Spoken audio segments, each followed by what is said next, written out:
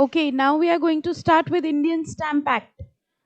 Old में chapter number 14, new में 12.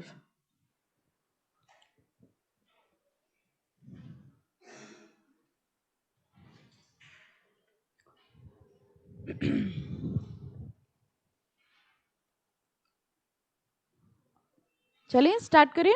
Okay चलिए इंडियन स्टैम्प एक्ट की बात करते हैं. एग्जाम पॉइंट ऑफ व्यू से बात करें तो इम्पोर्टेंट है.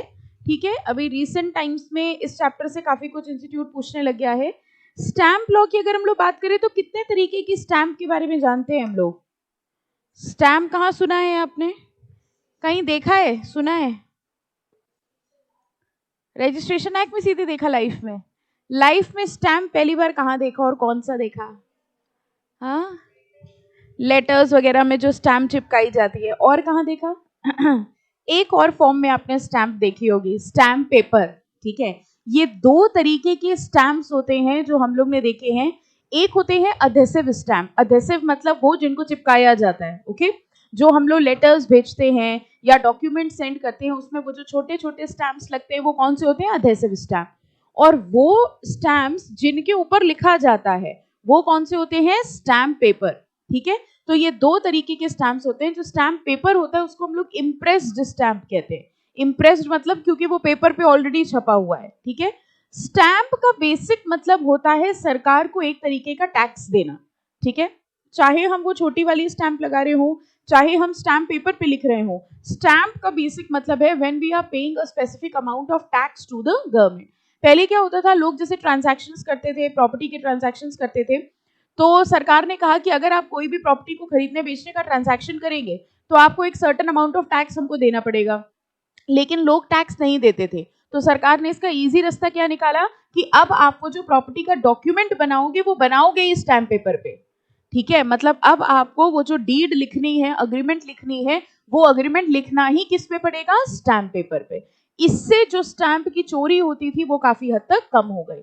तो इस चैप्टर में बेसिकली हम लोग ये पढ़ेंगे स्टैम्प एक्ट जो है वो कौन कौन से डॉक्यूमेंट्स के ऊपर स्टैम्प लगाने को बोलता है. ठीक है, कैसे स्टैम्प लगाया जाता है, कितने तरीके के स्टैम्प्स होते हैं, वो सब इसमें पढ़ेंगे. ओके, चलिए इसको स्टार्ट करते हैं हम लोग. सबसे पहले तो कह रहे हैं कि स्टैम्प का एक्ट यानी कि स्टैम्प ड्यूटी लगाने की जो अथॉरिटी है वो कहां से मिली है. कल कॉन्स्टिट्यूशन में हम लोग एक चीज पढ़ रहे थे लिस्ट के बारे में, अगर आपको याद हो, यूनियन लिस्ट, स्टेट लिस्ट. ठीक है, एग्जैक्टली यूनियन लिस्ट पे कौन लॉ बना रहा था? Central government. और स्टेट लिस्ट में कौन बना रहा था? State government. यहां पर भी कुछ ऐसे ही दिया हुआ है. कह रहे हैं स्टैम्प ड्यूटी लगाने का अधिकार किसको किसको मिला है. ये देखिए हमारे कॉन्स्टिट्यूशन में मेंशन्ड है, यूनियन लिस्ट और स्टेट लेजिस्लेचर. अब बहुत ध्यान से देखिए, कह रहे हैं यूनियन लिस्ट में लिखा हुआ है entry 91 gives power to the union to levy stamp duty with regard to certain instruments mostly commercial in character. अब बहुत ध्यान से समझिए, बहुत सारे ऐसे ट्रांजैक्शंस हैं जो कमर्शियल नेचर के हैं और जो through out the country same होते हैं, जैसे बिल्स ऑफ एक्सचेंज हैं, प्रोमिसरी नोट हैं. ठीक है, ये जो डॉक्यूमेंट्स हैं चाहे आप पूरी कंट्री में कहीं भी इनको एग्जीक्यूट करें, यूनिफॉर्म नेचर के होने चाहिए. ठीक है, कमर्शियल नेचर के होने चाहिए. इसलिए इन डॉक्यूमेंट्स पे स्टैम्प ड्यूटी लगाने का अधिकार उन्होंने किसको दे दिया होगा? सेंट्रल गवर्नमेंट को. और उन्होंने कहा इन डॉक्यूमेंट्स के अलावा जितने भी ट्रांजैक्शंस होंगे उन सब पे स्टैम्प ड्यूटी कौन लगाएगा? स्टेट. तभी देखो दो लिस्ट में दिया है, यूनियन लिस्ट में और स्टेट लिस्ट में. तो सबसे पहले मार्क करो, यूनियन लिस्ट में देखिए कौन कौन से डॉक्यूमेंट्स होते हैं. बिल्स ऑफ एक्सचेंज है, चेक है, promissory note, bill of lending, letters of credit, policies of insurance, transfer of share, debenture, proxy and receipts etcetera. ये जितने डॉक्यूमेंट्स हैं, इन डॉक्यूमेंट्स पर टैक्स लगाने का अधिकार, स्टैम्प ड्यूटी लगाने का अधिकार किसके पास होता है? सेंट्रल के पास. और इसके अलावा जितने भी होते हैं, देखो स्टेट लिस्ट में उन्होंने डॉक्यूमेंट्स नहीं दिए हैं. स्टेट लिस्ट में उन्होंने सीधे कह दिया entry 63 confers on the state to prescribe the rate of stamp duty on other instruments. ठीक है, तो कौन किस पे स्टैम्प की ड्यूटी लगाएगा ये कैसे समझ में आएगा? जो कमर्शियल नेचर के हैं, bills of exchange, cheques, promissory notes, इन सब पे स्टैम्प ड्यूटी कौन लगाता है? Central government. और इनके अलावा कोई भी डॉक्यूमेंट है उस पे कौन लगाएगा? State government. तो इस हिसाब से बताइए, अगर हम आपसे कह रहे हैं कि हमने आपको सेल करी है, उसके लिए हमने आपने एक सेल डीड बनाई है, एक सेल का अग्रीमेंट बनाया है, ठीक है, उस पे स्टैम्प ड्यूटी कौन लगाएगा? State government. क्योंकि वो आइटम यूनियन लिस्ट में मेंशन नहीं है। ठीक है, तो ये दो अथॉरिटीज हैं, union list and state list. Union list पे लॉ सेंट्रल गवर्नमेंट बनाएगा और स्टेट पे अदर डॉक्यूमेंट्स पे लगेगा। ठीक है, कर लिया मार्क। अब आगे आ जाइए, की डेफिनेशंस की बात करेंगे। इस चैप्टर के अंदर की कुछ डेफिनेशंस को पढ़ेंगे हम लोग। देखो कुछ इजी डेफिनेशंस हैं, वो आप रीड भी कर लेंगे तो भी काम हो जाएगा। जैसे देखो अलॉटमेंट लिस्ट है, अलॉटमेंट लिस्ट समझ गए? जब कोई कंपनी शेयर इशू करती है तो लिस्ट निकालती है कि किसको किसको अलॉटमेंट मिलेगा शेयर का, उसको कहा जाएगा अलॉटमेंट लिस्ट। ये ओल्ड में है कि नहीं है? डेफिनेशंस में अलॉटमेंट लिस्ट है? एक दो नहीं होंगे शायद। देखिए allotment list means a list containing details of allotment of securities intimated by the issuer to the depository. तो जब कोई कंपनी शेयर इशू करती है, जैसे ये प्रोसेस हम लोग को पता है कि लोगों ने एप्लीकेशन सबमिट करे, ठीक है, फिर कंपनी क्या करती है? अलॉटमेंट करती है। तो कंपनी क्या करती है? एक लिस्ट निकालती है कि हम किसको किसको अलॉटमेंट देंगे, और उसी लिस्ट को क्या कहा जाता है? Allotment list. ठीक है, उसके बाद बैंकर है, बैंकर सिंपल है। बिल ऑफ लेडिंग में आ जाइए अगली डेफिनेशन पे, ये ओल्ड में दिया होगा। बिल ऑफ लेडिंग देखिए क्या होता है। Bill of lading is basically a document of title. बहुत ध्यान से समझना, जब हम लोग शिप से कोई माल भेजते हैं, ठीक है, जब शिप से हम लोग गुड्स को ट्रांसपोर्ट करते हैं, concentrate all of you, book में बाद में मिल जाएगा, पहले समझ लो कॉन्सेप्ट। बिल ऑफ लेडिंग समझिए, जब शिप से माल जाता है, तो जब शिप पे सारा माल चढ़वा दिया जाता है, तो जो शिप का मास्टर होता है वो एक डॉक्यूमेंट बनाता है, और उस डॉक्यूमेंट में लिखा होता है कि इस शिप में कौन कौन से गुड्स चढ़े हुए हैं। ठीक है, उस डॉक्यूमेंट को कहा जाता है डॉक्यूमेंट ऑफ टाइटल या बिल ऑफ लेडिंग। जिस भी पर्सन के पास ये बिल ऑफ लेडिंग होता है वो उन गुड्स का ओनर कहलाया जाता है। ओके, डॉक्यूमेंट ऑफ टाइटल का बेसिक मतलब समझो, एक ऐसा डॉक्यूमेंट जो ओनरशिप शो कर रहा है। ठीक है, तो बिल ऑफ लेडिंग एक ऐसा डॉक्यूमेंट है जो ये बताता है कि शिप पे कौन कौन से गुड्स लोडेड हैं, और जिसके पास भी ये बिल ऑफ लेडिंग होता है वो उसका ओनर होता है। तो जो मास्टर ऑफ द शिप है उसने ये बिल ऑफ लेडिंग बना लिया, उसके बाद जिसको जाता है ये गुड्स, जिसको जाते हैं उसको बिल ऑफ लेडिंग दे दिया जाता है। ठीक है, यानी शिप से माल वही पर्सन उतरवा पाएगा जिसके पास बिल ऑफ लेडिंग होगा। So bill of lading is simply a document of title. देखिए मार्क करिए, a bill of lading is a receipt by the master of a ship for goods delivered to him for delivery to certain person और his assignee. तो ship पे जो भी माल चढ़ा हुआ है उसकी एक रिसिट होती है, और जिसके पास भी ये रिसिट होती है वो गुड्स का ओनर माना जाता है। ठीक है, 3 कॉपीज आर मेड, यानी बिल ऑफ लेडिंग की 3 कॉपीज बनाई जाती हैं। 1 is kept by the consignor. अब बताओ कंसाइनर कौन हुआ? जो गुड्स भेज रहा है। ठीक है, दूसरी कॉपी देखो किसके पास होती है? 1 by the master of the ship and 1 is forwarded to that person जिसको गुड्स भेजे जा रहे हैं, that is the consignor. Okay, तो शिप पे जो भी माल चढ़ा हुआ है वो गुड्स किसके हैं, इस बात का जो डॉक्यूमेंट होता है उसको हम लोग क्या कहते हैं? Bill of lending. 3 कॉपीज होंगी, जो भेज रहा है एक उसके पास, एक मास्टर के पास और एक कंसाइनी के पास। ठीक है, अब बिल ऑफ लेडिंग पे लगती है स्टैंप ड्यूटी। यहां हम लोग पढ़ क्यों रहे हैं? बिल ऑफ लेडिंग पे स्टैंप ड्यूटी लगती है। जरा ऊपर वाली लिस्ट देख के बताओ कौन लगाएगा, सेंट्रल गवर्नमेंट की स्टेट गवर्नमेंट? Central government. देखो यूनियन लिस्ट वाले में हम लोग ने पढ़ा था ये बिल ऑफ लेडिंग, मिला ये बिल ऑफ लेडिंग। ठीक है, तो ये जो बिल ऑफ लेडिंग होता है इस पे लगती है स्टैंप ड्यूटी, और कौन लगाएगा स्टैंप ड्यूटी? Central government. ठीक है, fine, take a deep breath now. भाग दौड़ के मत आया करो बेटा। हम लोग स्टैंप एक्ट पढ़ रहे हैं, एक बार क्विकली रिवाइज करा दे रहे हैं। हम लोग स्टैंप लॉ पढ़ रहे हैं। स्टैंप एक्ट का मतलब बेसिकली क्या हुआ, जितने भी तरीके के स्टैंप हम लोग ने देखे आज तक, 2 तरीके के स्टैंप देखे हैं। एक वो स्टैंप जो हम लोग एनवेलप वगैरह में लगाते हैं, और एक वो स्टैंप जिसपे लिखा जाता है। वो कौन सा स्टैंप होता है? Stamp paper. ठीक है, इन 2 स्टैंप्स के बारे में हम लोग इस एक्ट के अंदर बात करने वाले हैं। ठीक है, सबसे पहले हमने आपको बताया कि कल हम लोग ने यूनियन लिस्ट और स्टेट लिस्ट पढ़ा था कॉन्स्टिट्यूशन के अंदर। यहां पर बता रहे हैं कि स्टैंप ड्यूटी लगाने का अधिकार किसके पास है। ओके, यूनियन लिस्ट में लिखा हुआ है जो ये डॉक्यूमेंट्स हैं, ठीक है, ये वाले डॉक्यूमेंट्स हैं, इनमें सेंट्रल गवर्नमेंट लगाती है, यूनियन लगाती है। ये कुछ डॉक्यूमेंट्स हैं जो कमर्शियल नेचर के होते हैं, जैसे bill of exchange, cheque, promissory note, letters of credit etcetera. इनको छोड़ के कोई भी और इंस्ट्रूमेंट होगा उस पे स्टैंप ड्यूटी लगाने का अधिकार किसका होता है? स्टेट गवर्नमेंट का। स्टैंप का बेसिक मतलब हो गया paying a tax to the government. हम किसी भी फॉर्म में, जैसे कई बार आपने देखो वो छोटी छोटी स्टैंप्स नहीं होती, रेवेन्यू स्टैंप, अगर आप 1 रुपए की स्टैंप खरीद रहे हो, उस 1 रुपए की स्टैंप का मतलब क्या होता है? Paying 1 rupee tax to the government. किसी भी फॉर्म में अगर आप स्टैंप खरीद रहे हो या स्टैंप लगा रहे हो, that means you are paying a certain tax to the government. Okay, तो ये टैक्स लगाने का अधिकार किसके पास है? सेंट्रल गवर्नमेंट के पास है, स्टेट गवर्नमेंट के पास है। सेंट्रल गवर्नमेंट कौन कौन से डॉक्यूमेंट्स में स्टैंप ड्यूटी लगाती है? ये कमर्शियल नेचर के ट्रांजैक्शंस में। और इनके अलावा कोई भी डॉक्यूमेंट होगा उस पे स्टैंप ड्यूटी कौन लगाएगा? State government. और फिर हम लोगों ने डेफिनेशन से स्टार्ट करी है, जिसमें बिल ऑफ लेडिंग पढ़ लिया। अब देखो कुछ इजी डेफिनेशन है, आई थिंक चेक पढ़ लेंगे, ठीक है, वैसे भी आएगा भी नहीं। चेक के बाद नेक्स्ट आइए, देखिए clearing corporation, clearing list, clearing corporation, ये शायद मॉड्यूल 2 वालों ने पढ़ा होगा। देखो clearing corporation means an entity establish to undertake the activity of clearing and settlement of transactions and securities and including a clearing house. But हमें repeat करना पड़ेगा क्योंकि सबने नहीं पढ़ा है। देखो क्लियरिंग कॉर्पोरेशन क्या होता है, क्लियरिंग हाउस क्या होता है। अगर हम लोग शेयर मार्केट में ट्रांजैक्शन करते हैं, बहुत अंडरस्टैंड करिएगा, जैसे आज हमने एक ट्रांजैक्शन बुक किया कि हम रिलायंस के 100 शेयर खरीदना चाहते हैं, ठीक है, और उधर से एक सौदा आया होगा कि कोई रिलायंस के 100 शेयर बेचना चाहता है। ये हमारा ट्रांजैक्शन मीट हो गया, यानी कि हमारा जो अग्रीमेंट है वो हो गया। ओके, लेकिन इसकी डिलीवरी और सेटलमेंट भी होती है। अगर हमने ये कह दिया कि हम रिलायंस के 100 शेयर खरीदना चाहते हैं, तो हमारे कहने से थोड़ी ट्रांजैक्शन हो गया।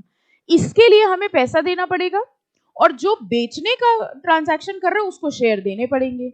मेरा पैसा देना और उसका शेयर देना, ये होता है सेटलमेंट।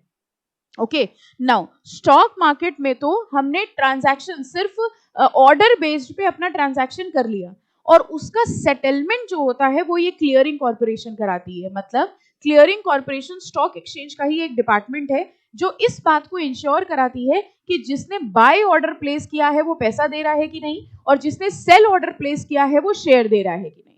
ओके, इसको हम लोग कहते हैं क्लियरिंग। ये बिल्कुल वैसे ही होता है जैसे चेक की क्लियरिंग होती है। जैसे हमने चेक काट के आपको दे दी, तो चेक काट के देने का मतलब थोड़ा ना है कि आपके अकाउंट में पैसा आ गया। चेक काटने का मतलब होता है अब आप उसको अपने अकाउंट में लगाओगे, फिर वो क्लियरिंग के लिए जाएगी, क्लियरिंग के बाद 2 दिन बाद आपके अकाउंट में पैसा आएगा। ठीक है, बैंक्स के केस में, चेक्स के केस में क्लियरिंग कॉर्पोरेशन आरबीआई होता है। ये जो बैंक्स होते हैं, हम लोग कहते हैं ना 2 दिन बाद चेक का पैसा आएगा, क्लियरिंग के लिए जाती है। ये क्लियरिंग के लिए कहाँ जाती है? आरबीआई जाती है। तो जितने भी चेक्स इशू होते हैं वो आरबीआई के थ्रू जाते हैं, फिर आरबीआई बैंक अकाउंट से एक से डेबिट करेगा, एक में क्रेडिट करेगा, और फिर उस पर ट्रांसफर करेगा। ये काम करने में 2-3 दिन का समय लगता है। बिल्कुल वैसे ही जब हम शेयर की बात करते हैं तो सिर्फ ऑर्डर प्लेस करने से ट्रांजैक्शन नहीं होगा, हमें पैसा देना पड़ेगा और शेयर रिसीव करना पड़ेगा। ये जो सेटलमेंट होता है, ये सेटलमेंट कौन करवाता है? Clearing corporation. तो ये कह रहे हैं clearing corporation means an entity established to undertake activity of clearing and settlement of transaction in securities or other instrument and including a clearing house of a recognized stock exchange. I think अब ये clear है। okay? अगली definition important mark करिए, convince. Convince का मतलब क्या होता है? जैसे अगर हम आपसे पूछें आप कौन से कन्वेंस से आए हैं, तो कहाँ सुना है शब्द कन्वेंस? है ना, अभी हमने आपसे कहा आप कौन से कन्वेंस से आए, तो आप कहेंगे हम स्कूटी से आए हैं, हम टेम्पो से आए हैं, हम रिक्शा चला के आए हैं, मतलब रिक्शे से आए हैं, है ना। कन्वेंस मतलब किस मोड के थ्रू आप आए हैं, जरिया क्या था आने का। ठीक है, बिल्कुल वैसे ही अगर हम आपसे कहें कि हम अपनी प्रॉपर्टी आपको ट्रांसफर करना चाहते हैं, उसका कन्वेंस क्या है? उसका कन्वेंस है वो डीड, वो इंस्ट्रूमेंट, उस डीड के थ्रू हमने अपनी प्रॉपर्टी आपको ट्रांसफर करी है।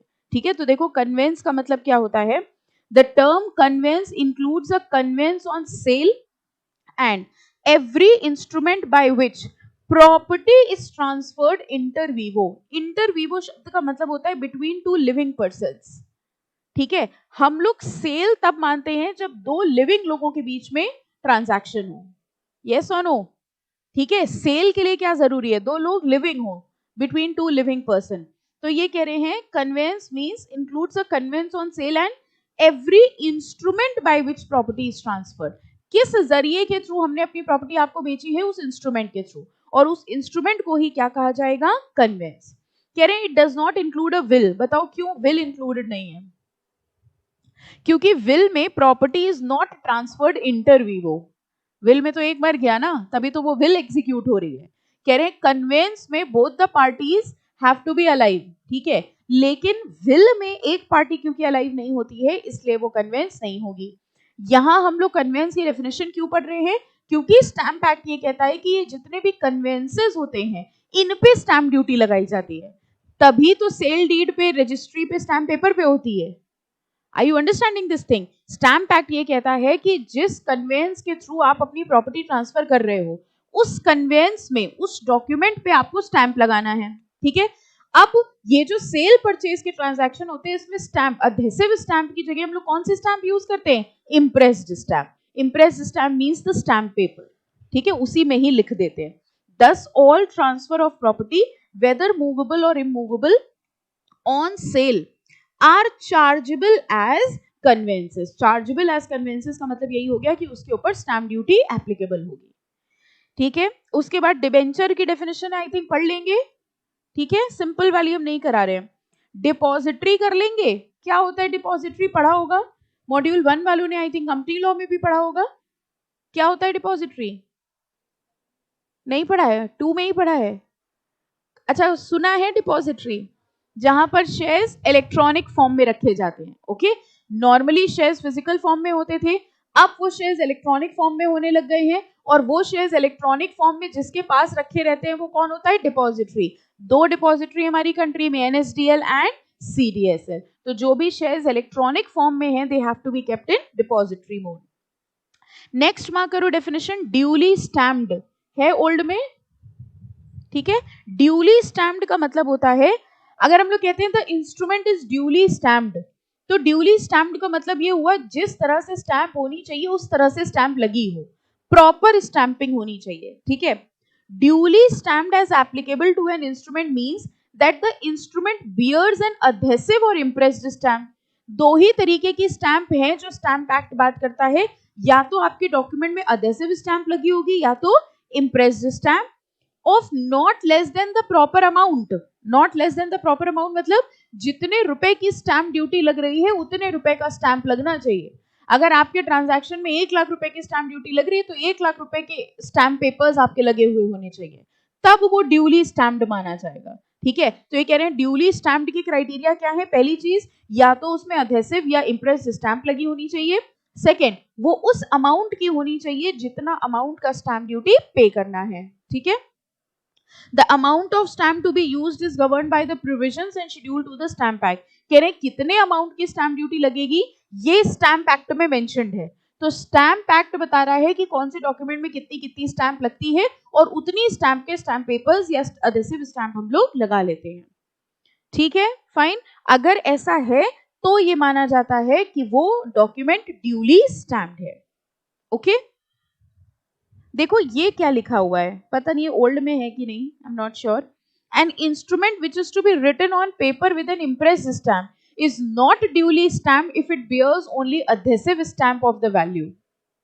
जैसे मान लीजिए हमें और आपको सेल डीड करनी थी, ठीक है, प्रॉपर्टी सेल करनी थी। प्रॉपर्टी सेल के केस में कौन सा स्टैम्प यूज होता है, impressed stamp, stamp paper use होता है। लेकिन हमने स्टैम्प पेपर की जगह उस पर अधेसिव स्टैम्प लगा दिए बहुत सारे छोटे छोटे। 1 लाख रुपए का ट्रांजैक्शन था तो हमने 1 लाख रुपए की छोटे छोटे स्टैम्प ले लिए, पूरे उसमें वही चिपका दिए, डीडी नहीं दिख रही है, स्टैम्प ही दिख रही है। ये सही किया कि गलत किया, this will not be considered as duly stamp. आप ये नहीं कह सकते हो कि अरे सरकार को पैसे से मतलब है। वैसे भी आपको नई चीज बताएं कि अब स्टैम्प पेपर की जगह ई स्टैंपिंग यूज हो गई है, तो अब वो स्टैम्प पेपर भी नहीं यूज होता है। अब ई स्टैंपिंग में सरकार कह रही है परेशान ना हो, सीधे हमारे अकाउंट में पैसे जमा करा दो, ठीक है। और अल्टीमेटली ऑब्जेक्टिव वही था, है ना। तो सरकार ने कहा काम की बात करो, ओके। क्योंकि स्टैम्प पेपर का भी घोटाला कितना हुआ, जब एग्जाम हो जाए तो देख लेना सीरीज, है ना, सीरीज आई है ना इसकी, पता है? नहीं पता है तो हम बहुत खुश हैं कि नहीं पता है, क्योंकि इसका मतलब आप ज्यादा टीवी भी नहीं देख रहे हैं। स्टैम्प, हाँ, स्टैम्प एक्ट की अभी तो लेटेस्ट सीरीज आई है, जो हर्षद मेहता वाली सीरीज थी उसी के ही उन्होंने बनाया है। स्टैम्प का बहुत बड़ा घोटाला हुआ था, ठीक है, तेलगी वाला, हाँ, उन्होंने ही किया था। उनके बारे में ज्यादा जानकारी लेने के लिए आप उनकी सीरीज देख सकते हैं, ठीक है। बट कब? हाँ, एग्जाम होने के बाद, ठीक है। चलो, एग्जीक्यूटेड और एग्जीक्यूशन, किसी भी अग्रीमेंट को अगर हम साइन कर देते हैं तो वो क्या हो जाता है, execute. The word executed in execution means signed, simple है ये। इसके बाद देखो इम्प्रेस्ड स्टैंप लिखा हुआ है। इम्प्रेस्ड स्टैंप क्या होती है? According to section 213, impressed stamp includes labels affixed and impressed by the proper officer and stamp embossed और engraved on a stamp paper. तो वही स्टैंप पेपर पे जो ऑलरेडी छपा हुआ होता है, that is what is a stamp, impressed stamp. उसके बाद देखो अधेसिव स्टैंप दिया हुआ है। कह रहे हैं अधेसिव स्टैंप दो तरीके की होती हैं, postal stamp and non postal stamp. Postal stamp have their limited application. Postal stamps are used for post office related transaction. है ये ओल्ड में?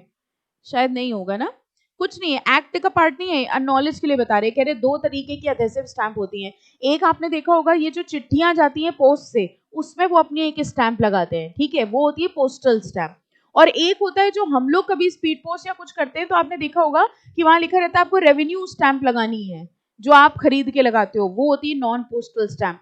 Non postal stamps have wider application compare to postal stamp. Non postal stamps are revenue stamp, court fee stamp, जो court को हम fees पे करते हैं उस पे जो स्टैंप लगती है, इंश्योरेंस पॉलिसी पे जो स्टैंप लगती है, वो सब होती हैं नॉन पोस्टल स्टैम्प्स। तो ये दो तरीके की अधेसिव स्टैम्प्स होती हैं।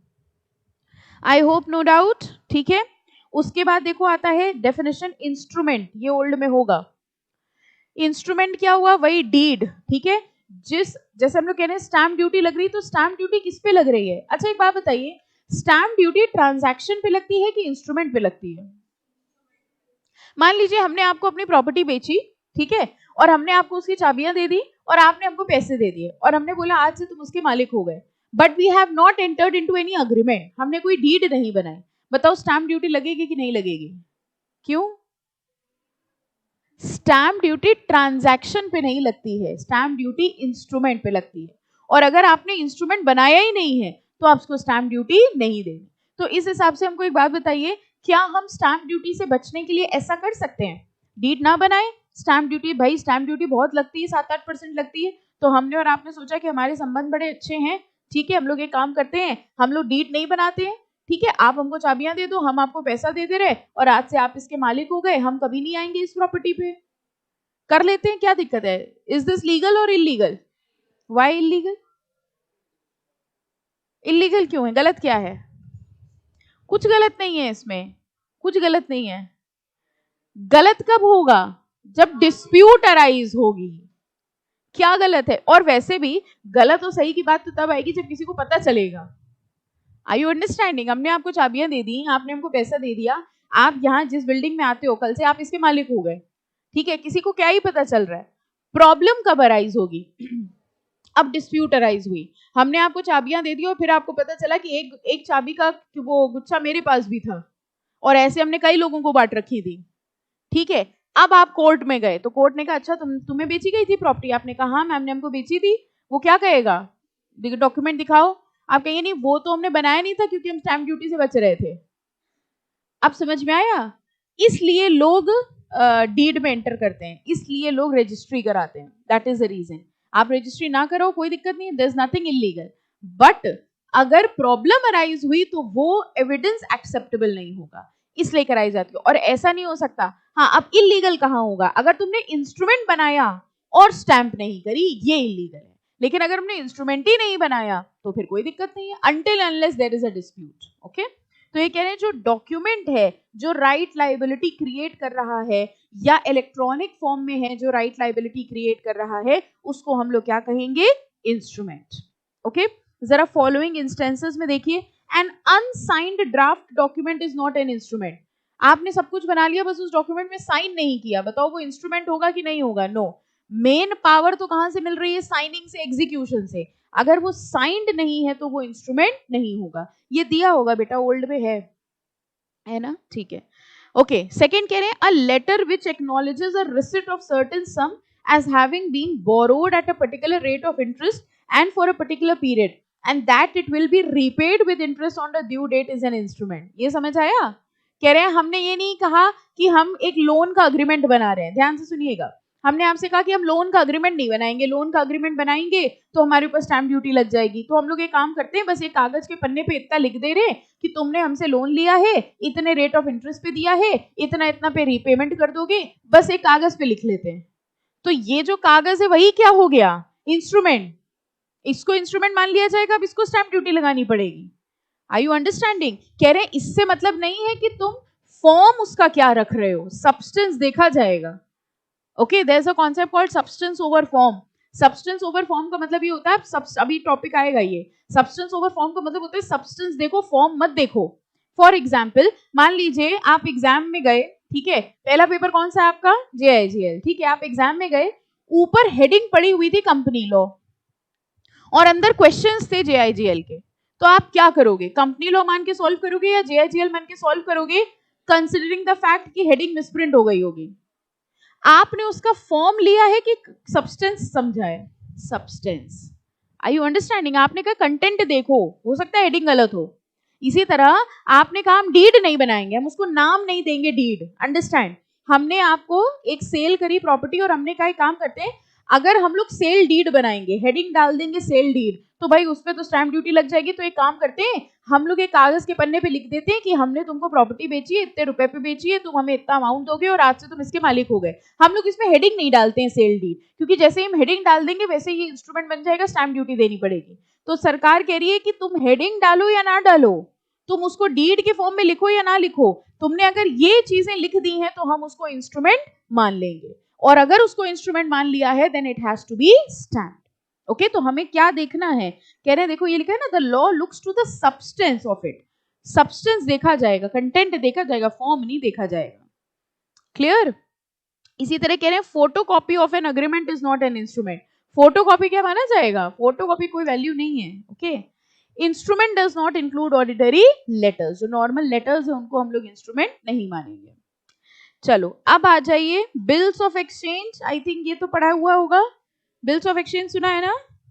ओके, अगली डेफिनेशन जो आपको करनी है, बॉन्ड। बॉन्ड भी पढ़ ले। बॉन्ड, बॉन्ड समझते हो? जैसे डिबेंचर होता है वैसे ही बॉन्ड होता है कि हमने आपसे 1 लाख रुपए लिए हैं जो हम 10% रेट ऑफ इंटरेस्ट पे आपको रीपे कर देंगे। This is what is a bond. Loan capital होता है बॉन्ड।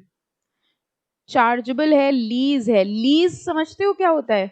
देख लो लीज की डेफिनेशन। What is lease? अरे सिंपल, लीज, लीज मतलब रेंट पे देना। Lease means rent. Lease means a lease of immovable property and includes a पट्टा, काबुलियत और any instrument by which toll of any descriptions are let, any writing on an application for a lease intended to signify that the application is granted। ये पत्ता काबुलियत देखो नीचे समझाया हुआ है। कह रहे हैं अब पत्ता is an instrument given by collector of district. ये जो गांव वाँव वाले एरियाज होते हैं ना, वहां ये सब यूज होते हैं terms. A patta is an instrument given by collector of a district or any other receiver of revenue to the cultivator, specifying the conditions upon which the land are to be held and value or proportion of produce to be paid thereof। जैसे आपने देखा होगा गांव वगैरह में क्या होता है कि जो गवर्नमेंट होती है या पहले के टाइम पे जो जमींदार होते थे वो अपनी जमीन लेट आउट करते थे उनको, फार्मर्स को। ठीक है, ज्यादातर जो जमीन होती है वो जमींदार की होती है। ठीक है, तो वो क्या करते हैं, वो अपनी जमीन दे देते हैं फार्मर को और उनसे कहते हैं तुम इस पे खेती करो। ठीक है, और उस खेती से जो भी अमाउंट आएगा, जो भी तुम प्रोड्यूस निकालोगे, उसका कुछ पोर्शन तुम हमें दे देना, बाकी तुम रख लेना। ज्यादातर खेती हमारे देश में इसी तरह से होती है। बहुत कम फार्मर्स ऐसे होते हैं जिनकी खुद की जमीन होती है। ज्यादातर फार्मर्स ने जो लैंड होती है ना वो रेंट पे ले रखी होती है, तभी तो उनको इतनी प्रॉब्लम होती है। मान लीजिए उनकी क्रॉप खराब हो गए, अब प्रॉब्लम क्या हुई कि जो लैंड है वो भी उनकी नहीं है, वो भी पैसा उनको देना है, और जो क्रॉप खराब हुए हैं वो भी उनको बेयर करना पड़ेगा। तो ये कह रहे हैं ये जो कलेक्टर ऑफ रेवेन्यू होता है या जमींदार होता है, ये फार्मर से कहता है कि हम तुमको ये लैंड दे रहे हैं और इसमें जो भी प्रोड्यूस हो उसका कुछ पोर्शन तुम दे देना। तो एक तरह से देखा जाए उसने लैंड किराए पे ही तो दी है, और जिस डॉक्यूमेंट से देते हैं उसको पत्ता कहा जाता है। ठीक है, पत्ता कह लो, पट्टा कह लो, जो कह लो, पट्टा बोलते हैं ज्यादातर लोग। ठीक है, तो हमने आपको क्या दिया, एक इंस्ट्रूमेंट दिया, उस इंस्ट्रूमेंट के थ्रू फार्मर से कहा जा रहा है हम तुमको ये लैंड दे रहे हैं, तुम इसमें प्रोडक्शन करो, जो भी प्रोड्यूस आए उसका कुछ अमाउंट हमको दे देना। तो दिस इज, अगर आप मॉडर्न टर्म्स में देखें तो ये क्या है, रेंट अग्रीमेंट है एक तरीके का। ठीक है, उसी को लोकल लैंग्वेज में पट्टा बोला जाता है। काबुलियत, अ काबुलियत is executed by the lessee accepting the terms of lease. Lessee कौन हुआ बताओ? जो किराए पे ले रहा है। ठीक है, कह रहे हैं जो लेसी है उसने एक अग्रीमेंट बनाया और उसने कहा कि ठीक है हम टर्म्स एंड कंडीशंस को एक्सेप्ट कर रहे हैं। ये जो डॉक्यूमेंट होता है उसको क्या बोला जाता है, काबुलियत। Although it is not a lease under 105 of TP Act, it is expressly included in the definition for the purpose of Stamp Act. तो कह रहे हैं ट्रांसफर ऑफ प्रॉपर्टी के हिसाब से इसको लीज नहीं मानते हैं, लेकिन स्टैम्प एक्ट के हिसाब से हम लोग इसको कवर किया है. अब इसका मतलब समझो, अगर स्टैम्प एक्ट में पट्टा लिखा है, स्टैम्प एक्ट में कबूलियत लिखा है, इसका मतलब इनके ऊपर क्या लग रही होगी? Stamp duty. यानी जब ये पट्टा वाला डॉक्यूमेंट बना या ये कबूलियत बना तो इस पे आपको स्टैम्प ड्यूटी पे करनी पड़ती होगी. इसलिए यहां पढ़ रहे हैं हम लोग. आ गई बात समझ में? ठीक है.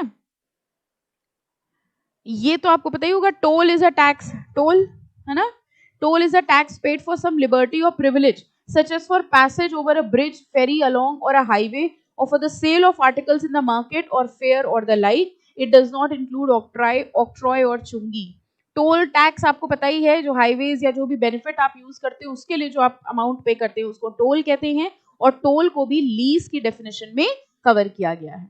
ओके, चलो अगली डेफिनेशन जो हम लोग पढ़ेंगे, प्रोमिसरी नोट. हम मान के चल रहे हैं कि आप रीड कर लेंगे ना. आई प्रॉमिस टू पे द बियरर, ये होता है प्रोमिसरी नोट, है ना. सबसे यूज्ड प्रोमिसरी नोट कौन सा है आपके पास? सबसे यूज्ड प्रोमिसरी, सबसे कॉमन प्रोमिसरी नोट जो आपके पास है? अरे पैसा जो रखे हुए हो, लाए हो घर से? नहीं देते, नहीं घर वाले, है ना. अभी वो चिप्स तो आ जाएंगे 5-10 रुपए वाले, है ना. That is the promissory note. उसमें लिखा रहता है आई प्रॉमिस टू पे the bearer. Okay, that is what is the promissory note. Okay, receipt है, ये भी हो जाएगा. Security, settlement. स्टैम्प की डेफिनेशन में आओ अगला. अंडर सेक्शन 226 स्टैम्प मीन्स, अब स्टैम्प का मतलब क्या होता है? कह रहे हैं कोई भी mark, seal, endorsement by any agency और person duly authorised by the state government and includes an adhesive and impressed stamp for the purpose of duty chargeable under this act. Okay, तो ये कह रहे हैं अथेसिव है, इम्प्रेस्ड स्टैम्प है, कोई भी ऐसा सिंबल जिससे ड्यूटी पेबल हो रही है उसको हम लोग क्या मानेंगे? स्टैम्प. ओके, बस अब यहाँ ये डेफिनेशंस खत्म हो गई. अब हम लोग स्टैम्प एक्ट की प्रोविजंस को पढ़ेंगे. ये एक टॉपिक है, general principles governing levy of stamp duty. Old में है क्या? नहीं होगा ये ना, ये एक्ट का पार्ट नहीं है, एडिशनल दिया हुआ है. बस एक सेकेंड में देख लो ये है क्या. कह रहे हैं general principles governing levy of stamp duty, duties on stamp. The basic principle of Indian stamp act is that it levies the duty, ठीक है, on the instrument and not on the transaction. अभी हमने ये बात आपको बताई थी. Stamp act क्या कह रहा है? इंस्ट्रूमेंट पे ड्यूटी लगाओ कि ट्रांजैक्शन पे लगाओ? इंस्ट्रूमेंट पे. अगर ट्रांजैक्शन नहीं है तो फिर आपको स्टैम्प ड्यूटी लगाने की रिक्वायरमेंट नहीं है. सेकंड भी हमने आपको बता दिया, रियल नेचर. एम्फेसिस हम लोग सब्सटेंस पे देंगे कि फॉर्म पे देंगे? सब्सटेंस पे.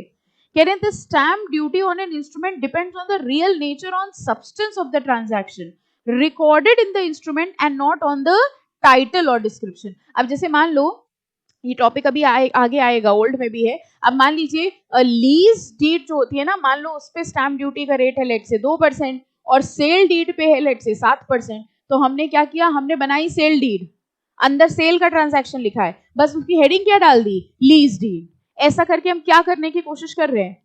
कि हमारे ऊपर 2% वाला रेट लग जाए. तो सरकार आपकी हेडिंग देख के टैक्स लगाएगा कि अंदर का कंटेंट बढ़ेगा? मतलब समझ रहे हो? आपने टेस्ट हमको दिया जेआईजीएल का, गलती से ऊपर कंपनी लॉ लिख दिया, तो हम कंपनी लॉ समझ के आंसर चेक करेंगे?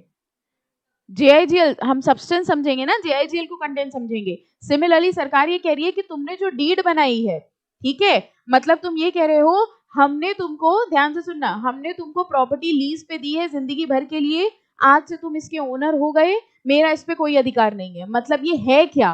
सेल. और हम इसको कह क्या रहे हैं? लीज. हम ऐसा क्यों कर रहे हैं? ताकि मेरे ऊपर स्टैम्प ड्यूटी कम लगे. सरकार कह रहे हैं हम ये चालाकी नहीं मानेंगे, हम उसके सब्सटेंस को देखेंगे. ठीक है, अगर तुम ओनरशिप ट्रांसफर कर रहे हो तो वो लीज नहीं होगी, वो क्या होगी? सेल होगी. और इसलिए उसके ऊपर वो स्टैम्प ड्यूटी लगेगी जो सेल के ट्रांजैक्शंस पे लगती है. I hope now it is clear. ठीक है, ओके. वैल्यूएशन कह रहे हैं प्रॉपर वैल्यू की होनी चाहिए. Sufficiency of stamp duty leviable on the document must be determined by looking at the document and what is stated therein and not on any other evidence. कह रहे हैं deed में जो लिखा है वही, अभी जैसा हमने एग्जांपल दिया, डीड में जो लिखा है उसको देख के हम स्टैम्प ड्यूटी लेवी करेंगे, किसी और एविडेंस के हिसाब से स्टैम्प ड्यूटी लेवी नहीं करेंगे. Incidence of payment of duty and penalty. Stamp duty chargeable on any instrument should be determined with reference to law. कितनी स्टैम्प ड्यूटी लगेगी ये एक्ट में मेंशन्ड है. एक्ट में जो लिखा हुआ है उस हिसाब से स्टैंप ड्यूटी लगेगी, और अगर स्टैंप ड्यूटी नहीं पे करा तो क्या लगेगी? Penalty. And law relating to payment, schedule specifying the rates of stamp duty are a part of statute. यही हमने आपको बताया किस पे कितनी स्टैंप ड्यूटी लगनी है, ये स्टैंप एक्ट में दिया हुआ है. स्टैंप एक्ट के अंदर बहुत सारी स्केड्यूल हैं और उन स्केड्यूल में मेंशन है कि कौन से डॉक्यूमेंट में कितना रेट ऑफ स्टैंप ड्यूटी लगेगा. तो अगर मान लीजिए आपको ये पता करना है कि इस ट्रांजैक्शन में कितना % स्टैंप ड्यूटी लगती है, तो कौन सा एक्ट खोलोगे? Stamp act. Okay, stamp act के स्केड्यूल में लिखा होगा. अब आ जाइए इंस्ट्रूमेंट चार्जेबल विद ड्यूटी, है ओल्ड में, ठीक है, सेक्शन 3. देखिए section 3 of the act is the charging section. It provides that subject to provisions of the act and the exemptions contained in schedule 1, the following instrument shall be chargeable with a duty of the amount indicated in that schedule. हमको सिर्फ इतनी line पढ़ के बताओ. पहली बात तो ये बता रहे हैं इन डॉक्यूमेंट्स पे स्टैंप ड्यूटी लगेगी. कितनी स्टैंप ड्यूटी लगेगी ये कहां दिया है? कह रहे हैं जो शेड्यूल दिए हुए हैं, ये देखो schedule as per the act. तो इस एक्ट के अंदर कुछ शेड्यूल है जिसके अंदर रेट्स ऑफ स्टैंप ड्यूटी दी हुई है और कितना टैक्स लगेगा ये उसके हिसाब से डिटरमाइंड होगा. ठीक है. फर्स्ट पॉइंट कह रहे हैं every instrument mentioned in schedule 1 of the act which are executed in India on or after 1 July 1899. तो ये कह रहे हैं फर्स्ट शेड्यूल में जो भी इंस्ट्रूमेंट लिखे हैं उस पे स्टैंप ड्यूटी लगेगी. सेकेंड कह रहे हैं every bill of exchange, promissory note drawn or made out of India. Bill of exchange promissory note जो कहां बने हैं? इंडिया के बाहर. एंड एक्सेप्टेड, पेड और प्रेजेंटेड फॉर और नेगोशिएटेड इन इंडिया. मतलब समझे, कह रहे हैं बिल ऑफ एक्सचेंज भले ही लिखा गया हो बाहर, लेकिन अगर वो पेबल इंडिया में है तो भी उसके ऊपर स्टैंप ड्यूटी लगेगी. एंड थर्ड क्या कह रहे हैं? Every instrument except a bill of exchange और promissory note which is executed outside India but it relates to any property or service situated or rendered in India and is received in India. Third point में क्या कह रहे हैं? कह रहे हैं कोई भी इंस्ट्रूमेंट, कोई भी डॉक्यूमेंट जो भले ही इंडिया के बाहर एग्जीक्यूट हुआ हो but it is relating to any property in India, उसके ऊपर भी हम स्टैंप ड्यूटी लगा देंगे. ठीक है. जैसे आपने रजिस्ट्रेशन एक्ट में भी देखा था कि अगर आपने डॉक्यूमेंट बाहर एग्जीक्यूट करा है तो भी जब आप उसको यहाँ लेकर आओगे तब आपको रजिस्टर कराना पड़ेगा. सिमिलरली कह रहे हैं ऐसा नहीं है कि मान लीजिए इंडिया में प्रॉपर्टी सिचुएटेड है, इंडिया में टैक्स ना लगे, स्टैंप ड्यूटी ना लगे, तो वो दोनों लोग इंडिया के बाहर चले गए और वहां जाके एग्रीमेंट कर लिया. वो प्रॉपर्टी कहां सिचुएटेड है? इंडिया में, इसलिए यहां पर आपको स्टैंप टैक्स देना पड़ेगा. Okay. Any doubt in this point? Second और थर्ड में डिफरेंस समझे? क्योंकि सेकेंड में देखो बिल ऑफ एक्सचेंज और प्रॉमिसरी नोट कवर कर लिया था, इसलिए थर्ड में लिखा every instrument except a bill of exchange और प्रॉमिसरी नोट, क्योंकि बिल ऑफ एक्सचेंज और promissory note were already covered in point number 2. Now mark करो again, no duty shall be chargeable in respect of. किसके ऊपर stamp duty नहीं लगेगी? पढ़ो first point. समझे सरकार क्या कह रही है? कह रहे हैं हम जो इंस्ट्रूमेंट बनाएंगे या हमें जो इंस्ट्रूमेंट दोगे हम नहीं स्टैंप ड्यूटी देंगे. क्यों? सरकार को स्टैंप ड्यूटी जा किसको रही है? सरकार को. तो सरकार कह रही है हम अपने पास से निकाल के अपने पास थोड़ी ना रख लेंगे. तो अगर सरकार कोई ट्रांजैक्शन एग्जीक्यूट कर रही है, ये सरकार के फेवर में कोई ट्रांजैक्शन एग्जीक्यूट किया जा रहा है, उस पे स्टैंप ड्यूटी नहीं लगती है. और दूसरा कह रहे हैं कोई भी instrument of sale, transfer either absolutely और बाय मॉर्गेज, देखो यहां से मार्क कर लेना, registered under merchant shipping act या Indian registration of ship act etcetera. कह रहे हैं ये जो एक्ट है ना, मर्चेंट शिपिंग एक्ट या Indian registration of ship act, इनके हिसाब से कोई डॉक्यूमेंट बनाए तो उसके ऊपर इंडियन स्टैंप एक्ट नहीं लगेगा. बताओ क्यों? क्योंकि उनके ऊपर ये एक्ट लगेंगे. इन एक्ट में इनके प्रोविजंस दिए हुए होंगे. वैसे भी हम लोग को एक जनरल बात पता है, जिसके ऊपर उसका स्पेशल एक्ट लगता है उसके ऊपर जनरल एक्ट नहीं लगता. अब इंडियन स्टैंप एक्ट एक जनरल एक्ट है और ये एक्ट स्पेशल एक्ट है. तो ये कह रहे हैं अगर कोई सेल डीड या कोई इंस्ट्रूमेंट बना है इन एक्ट के हिसाब से, मर्चेंट शिपिंग या Indian registration of ship act के हिसाब से, उसके ऊपर हमारा इंडियन स्टैंप एक्ट एप्लीकेबल नहीं होगा. तो ये दो एक्सेप्शंस हैं, गवर्नमेंट वाले और इन एक्ट में कवर होने वाले. Any doubt in section 3? ठीक है, क्लियर है. चलो अब नेक्स्ट आइए सब्सटेंस एंड डिस्क्रिप्शन. ऑल्दो ये तो हम बता चुके हैं आपको, रीड कर लेते हैं एक बार. Courts have invariably upheld the principle of substance of transaction over form. ठीक है, वही टॉपिक आ गया. देखो कोर्ट किसको मानते हैं? सब्सटेंस को देखेंगे कि फॉर्म को देखेंगे? सब्सटेंस को. In the matter of deciding the nature of the instrument, The substance of transaction contained in the document may not necessarily embody the description given at the head thereof. तो ये कह रहे हैं कई बार ऐसा होता है कि अंदर का डिस्क्रिप्शन अलग है, हेडिंग अलग है, तो हम लोग हेडिंग के हिसाब से नहीं जाएंगे, हम लोग उस डॉक्यूमेंट का डिस्क्रिप्शन देखेंगे. कर लेंगे आई थिंक अब ये, ठीक है. ओके, अब यहां पर आ जाओ, important section 4, extent of liability of instrument to duty, several instruments in a single transaction of sale or mortgage. अब लोगों ने क्या करना सोचा, लोगों ने कहा कि देखो अगर हम अलग अलग डॉक्यूमेंट बनाएंगे तो स्टैम्प ड्यूटी लगेगी, तो हमने क्या किया, एक ही इंस्ट्रूमेंट बनाया और उसमें कई सारी डीड्स लगा दी. मतलब समझिए, हमने एक ही अग्रीमेंट बनाया, एक ही डीड बनाई और उसमें कई सारे ट्रांजैक्शंस लिख दिए. मतलब मान लीजिए हमें एक ट्रांजैक्शन आपके साथ करना था सेल का और एक ट्रांजैक्शन करना था लेट से लीज का, ठीक है, दो अलग अलग ट्रांजैक्शन थे. टेक्निकली क्या होना चाहिए था, दो अग्रीमेंट बनने चाहिए थे और दो अलग अलग स्टैम्प ड्यूटी लगनी चाहिए थी. लेकिन हमने क्या करा, हमने एक डीड बनाई और उसी डीड में पहले सेल की बात लिख दी और फिर लीज की बात लिख दी. बताओ हमने ऐसा क्यों किया होगा, टैक्स बचाने के लिए. कह रहे हैं अगर ऐसा होगा तो क्या प्रोविजन है. Section 4 provides that where in case of any sale, mortgage, settlement, several instruments are employed for completing the transaction. अब इसमें दो चीजें हो सकती हैं. कई बार दो ट्रांजैक्शन या दो अग्रीमेंट, दो इंस्ट्रूमेंट एक ही ट्रांजैक्शन का पार्ट होते हैं. ठीक है, अभी जो हमने आपको बताया कि हमें आपके साथ एक सेल डीड करनी थी और एक लीज करनी थी, ये दोनों सेपरेट इंस्ट्रूमेंट हैं, तो ये दोनों अलग अलग डीड में होनी चाहिए. लेकिन कई बार ऐसा होता है कि एक ही ट्रांजैक्शन में दो पार्ट्स आ रहे हैं. फॉर एग्जाम्पल, हमें आपको अपनी एक प्रॉपर्टी बेचनी थी, लेकिन वो प्रॉपर्टी बेचने के लिए हमें किसी की कंसेंट चाहिए थी. लेट से मेरे पास एक प्रॉपर्टी थी और वो प्रॉपर्टी हम बेच सकते थे अगर हमें कंसेंट मिल जाए. जैसे माइनर्स के पास प्रॉपर्टी होती है ना, तो मान लीजिए मेरे पास एक प्रॉपर्टी थी लेकिन वो प्रॉपर्टी बेचने के लिए हमें कंसेंट चाहिए थी, ठीक है, लेट से मिस्टर एक्स की. अब हम वो प्रॉपर्टी आपको बेचना चाह रहे हैं, बहुत ध्यान से समझना, ठीक है. नाउ इस प्रॉपर्टी को बेचने के लिए पहले हमें उसकी कंसेंट ली, मिस्टर एक्स की कंसेंट ली, और फिर ये प्रॉपर्टी हमने आपको सेल करी. तो देखा जाए तो यहाँ दो ट्रांजैक्शंस हैं, एक ट्रांजैक्शन है कंसेंट का और एक ट्रांजैक्शन है सेल का. लेकिन टेक्निकली अगर देखो तो सेल तो एक ही है ना. अब यहां पर अगर सरकार दो बार टैक्स ले लेगी तो ये गलत हो जाएगा हमारे पॉइंट ऑफ व्यू से. कंसेंट लेने पे थोड़ी हम स्टैम्प ड्यूटी देंगे, लेकिन क्योंकि वो इंस्ट्रूमेंट में लिख रहे हैं तो वो तो ट्रांजैक्शन मान लिया जाएगा.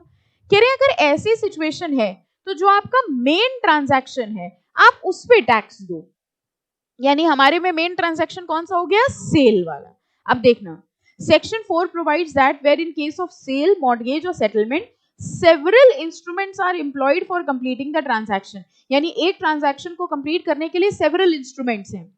Only the principal instrument shall be chargeable with the duty prescribe for conveyance. ठीक है, जो प्रिंसिपल है उस वाले पे तुम टैक्स लगाओ, स्टैम्प ड्यूटी. लेकिन हमको एक बात बताइए, अगर इस ट्रांजैक्शन में सेल वाले पे हमने स्टैम्प ड्यूटी लगा दी तो देखा जाए वो कंसेंट वाला तो विदाउट टैक्स हो गया. इसलिए उसके लिए क्या कह रहे हैं, देखो, each of the other instrument shall be chargeable with the duty of 1 रुपी. अब पूरी कहानी समझ में आई क्या हुई. इससे फायदा क्या हुआ, इससे वो दोनों ट्रांजैक्शंस में स्टैंपिंग भी हो गई और मेरे ऊपर बर्डन भी नहीं पड़ा. देखा जाए तो वो जो कंसेंट हमको दे रहा है वो कंसेंट भी एक अपने आप में ट्रांजैक्शन है, क्योंकि उसी कंसेंट से हमको अथॉरिटी मिल रही है सेल करने की. लेकिन अगर उस पे भी तुम सेल का ट्रांजैक्शन टैक्स लगाओ और फिर जो हम आपको बेच रहे हैं उस पे भी सेल का टैक्स लगाओ, तो देखा जाए एक ही ट्रांजैक्शन में दो बार स्टैम्प ड्यूटी लग गई मेरे ऊपर. तो सरकार ये कह रही है कि अगर आप कोई ऐसा डॉक्यूमेंट एंटर कर रहे हैं जिसमें सेवरल ट्रांजैक्शंस है लेकिन इंस्ट्रूमेंट एक है, तो जो आपका मेन वाला है उस पे पूरी ड्यूटी लगा दो, बाकी जो है जो उसके सबऑर्डिनेट है उन सब पे 1 रुपए लगा दो, ताकि सारे के सारे ट्रांजैक्शन स्टैम्प्ड मान लिए जाए. ठीक है, तो देखो फिर से पढ़ रहे हैं, only the principal instrument shall be chargeable with the duty prescribe for conveyance, each of the other instrument shall be chargeable with the duty of 1 rupee. ठीक है, इसमें देखो इलस्ट्रेशंस दिए होंगे. हाँ, यही हम बता रहे थे. पहला वाला देखो जरा, A executed a conveyance of immovable property on the same deed his nephew endorsed his consent to the sale. ठीक है, मतलब अंकल के पास प्रॉपर्टी थी और अंकल के पास जो प्रॉपर्टी थी उसकी कंडीशन थी कि अगर तुम ये प्रॉपर्टी बेचोगे तो तुम्हें अपने नेफ्यू की कंसेंट लेनी पड़ेगी. अब ये जो कंसेंट ले रहे हैं ये एक ट्रांजैक्शन हुआ और जो सेल कर रहे हैं वो दूसरा ट्रांजैक्शन हुआ. such as consent was considered to be necessary. It was held that the conveyance was a principal instrument. जो कन्वेंस थी, सेल डीड थी, वो मेन इंस्ट्रूमेंट था, उस पर पूरी ड्यूटी लगा देंगे, और वो जो कंसेंट था उस पर हम लोग 1 रुपए का टैक्स लगा देंगे। अब कॉन्सेप्ट क्लियर हो गया? हेडिंग देखो, हेडिंग से याद रखना section 4, several instruments in a single transaction. Transaction एक है, इंस्ट्रूमेंट्स कई हैं। I hope you are understanding the difference between transaction and instrument. हमारे इस एग्जाम्पल में ट्रांजैक्शन एक था, इंस्ट्रूमेंट 2 थे, एक कंसेंट और एक सेल, लेकिन क्योंकि वो दोनों रिलेटेड थे इसलिए वो कह रहे थे कि डबल टैक्स ना दो, मेन वाले पे तो पूरी लगा दो और अदर वाले में एक की लगा दो। लेकिन एक बात बताओ, इस क्लॉज का फायदा भी तो उठाया जा सकता है, जो हमने पहले बताया था। हमने कहा ट्रांजैक्शन एक ही है, हमें इनको सेल करनी है, हमें इन्हीं को लीज करनी है, मतलब हम इनको एक प्रॉपर्टी बेच रहे हैं और हम इनको एक प्रॉपर्टी लीज कर रहे हैं, तो हमने सरकार से कहा एक ही ट्रांजैक्शन है, एक ही पे लगा दो, दूसरे पे 1 रुपए की लगा दी। Is this one transaction? These are 2 transaction. अगर 2 अलग अलग ट्रांजैक्शन है तो फिर दोनों पे टैक्स लगा दिया जाएगा। Are you understanding? इसको हम लोग कहते हैं डिस्टिंक्ट मैटर। अगर डिस्टिंक्ट मैटर है, अलग अलग मैटर्स हैं, तो ये रूल एप्लीकेबल नहीं होगा। ठीक है, इसी में और भी एग्जांपल्स हैं, आप रीड सारे कर लेना। जैसे ये वाला देख लो, brother A executed in favour of brother B a gift of all his property. A जो था उसने अपने भाई के नाम पे पूरी प्रॉपर्टी गिफ्ट कर दी। By another deed brother B made provision for the living expenses of brother A. मतलब एक जो भाई था उसने अपनी पूरी प्रॉपर्टी बी के नाम कर दी और दूसरे वाले ने एक अग्रीमेंट बनाया कि हम तुम्हें रहने के लिए कुछ एक्सपेंसेस दे देंगे। And hypothecating in favor of A a part of the property included in the above mentioned gift deed in order to secure the payment of living expenses. It was held that the 2 documents were a part of same transaction. They amounted to a settlement and section 4 was applied. ये example समझ आ गया कि समझा दें? पक्का आ गया ना सबको? ठीक है, अब पढ़ लेंगे इसके एग्जाम्पल सारे रीड कर लेना, क्योंकि इसी से वो केस स्टडी वाले क्वेश्चंस जो है ना वो बना के दे देंगे। कोई डाउट हो तो पूछ लीजिएगा। ये बताओ क्या है सेक्शन 4 नॉट एप्लीकेबल?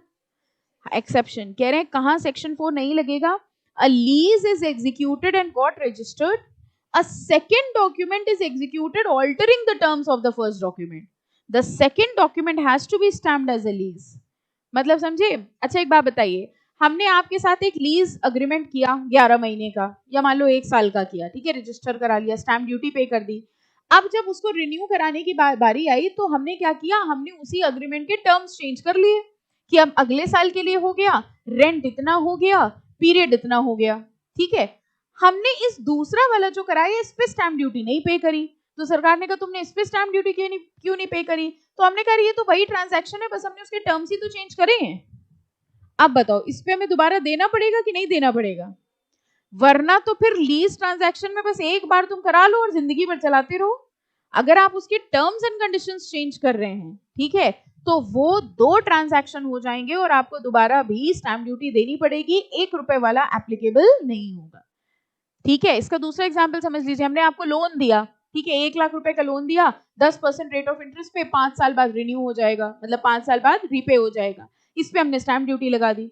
फिर क्या हुआ, 5 साल बाद इसी को ही दोबारा हमें ट्रांजैक्शन करना था, ठीक है, तो हमने कहा हम इसके टर्म्स चेंज कर रहे हैं, अगले 5 साल के लिए फॉरवर्ड कर दे रहे, तो इस पे हम 1 रुपए की लगा दे रहे हैं, ये थोड़ी माना जाएगा। This will be considered as a separate transaction. I hope you are understanding it. पक्का ना? ओके, तो देखो इसी तरह सेकंड लिखा है, purchaser of land executes a mortgage of the land in favor of the vendor for a portion of purchase money. The mortgage is liable to full duty as a separate instrument. हमने आपसे land खरीदी, ठीक है, और उसका पैसा देने के लिए हमने एक दूसरी लैंड आपके पास गिरवी रखी। अब बताओ ये सेम ट्रांजैक्शन है कि सेपरेट ट्रांजैक्शन है? एक मॉर्गेज डीड है और एक सेल डीड है। The mortgage is liable to full duty as a separate instrument, और यहां पर भी सेक्शन 4 अप्लाई नहीं होगा। क्लियर? सेक्शन 4 क्या था, समझ आ गया? सेक्शन 3 था किसके किसके ऊपर स्टैम्प ड्यूटी लग रही है, जो बाहर एग्जीक्यूट हुए हैं लेकिन इंडिया में आए हुए हो, और सेक्शन 4 था कि अगर सेवरल इंस्ट्रूमेंट्स हैं तो उनके ऊपर, मतलब जो मेन है उस पे स्टैम्प ड्यूटी लगेगी और बाकी सब पे 1 रुपए की लगेगी। सेक्शन 5 अब देखो क्या है, यही हमने पहले बता दिया आपको, instruments relating two distinct matter. कह रहे हैं अगर डिस्टिंक्ट मैटर है तो अलग अलग टैक्स लगेगा। Under section 5, an instrument comprising or relevant to several distinct matter is chargeable with aggregate amount of duty. अब आपने क्या किया, एक इंस्ट्रूमेंट बनाया और उसी इंस्ट्रूमेंट में लीज भी डाल दिया, सेल भी डाल दिया, सब कर दिया, ठीक है। तो सरकार कह रही है अगर तुमने ऐसा किया है तो कोई दिक्कत नहीं है, हम क्या करेंगे, ऐड कर देंगे। मतलब सेल पे 10 रुपए की ड्यूटी थी, लीज पे 5 रुपए की ड्यूटी थी, तो हम तुमसे टोटल 15 रुपए ले लेंगे। बात वही पड़ी, समझ आया? तो ये कह रहे हैं अगर तुम्हारे डिस्टिंक्ट मैटर है तो हम तुम्हारे ऊपर एग्रीगेट ड्यूटी चार्ज कर देंगे। Okay. Under section 5, an instrument comprising और relating to several distinct matter, अलग अलग मैटर है, is chargeable with aggregate amount of duty with which each separate instrument relating to one such matter would be chargeable. This is reverse of section 4. Yes or no? Section 4 का opposite हुआ कि नहीं हुआ? जैसे मान लीजिए हमने आपके साथ एक सेल डीड एंटर करी और हमने वो बनाई, स्टैम्प पेपर पे लिखा। अब स्टैम्प पेपर में जरा सी जगह बची हुई थी तो हमने कहा इसी पे लीज वाली भी डाल दो, स्टैम्प ड्यूटी बच जाएगी। समझ में आया क्या कि ऐसा कर सकते हैं? नहीं कर सकते हैं। ओके। अगर डिस्टिंक्ट मैटर है तो हमको अलग अलग बनाना पड़ेगा और एग्रीगेट ड्यूटी पे करनी पड़ेगी। इसका इलस्ट्रेशंस देखिए डिस्टिंक्ट मैटर में, an agreement for service and a lease, या सेकंड वाला देखो, a document containing both an agreement for dissolution of partnership and a bond. कह रहे हैं एक डॉक्यूमेंट बना जिसमें एक था कि हम पार्टनरशिप डिसॉल्व कर रहे हैं और एक बॉन्ड साइन हुआ, is chargeable with aggregate of duties with which to such separate instruments would be chargeable, क्योंकि ये दो सेपरेट इंस्ट्रूमेंट्स हैं और दोनों पे अलग अलग ड्यूटी लगेगी। ओके। ये पढ़िए जरा, थर्ड वाला पढ़ो।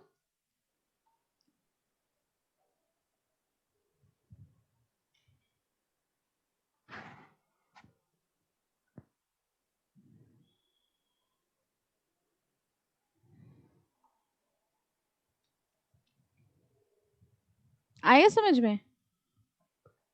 मतलब हमने अपनी प्रॉपर्टी, हमने आपसे लोन लिया, हमने आपकी अपनी कुछ प्रॉपर्टी गिरवी रखी और उसी में हमने कहा कि अगर ये प्रॉपर्टी कम पड़ जाएगी तो हम कुछ और प्रॉपर्टी भी गिरवी रख रहे हैं। अब बताओ ये एक ट्रांजैक्शन है कि दो ट्रांजैक्शन है? दोनों पे स्टैम्प ड्यूटी लगेगी कि एक पे लगेगी? हमने आपसे लोन लिया, हमने कहा हम अपनी प्रॉपर्टी गिरवी रख रहे हैं, अगर ये कम पड़ेगी तो कुछ और प्रॉपर्टी भी गिरवी रख रहे हैं, उससे ले लीजिएगा। This is one transaction only, एक ही तो मॉर्गेज है। प्रॉपर्टी हम कितनी भी गिरवी रखें, जितनी प्रॉपर्टी गिरवी रखेंगे उतनी थोड़ी स्टैम्प डीड बनेगी।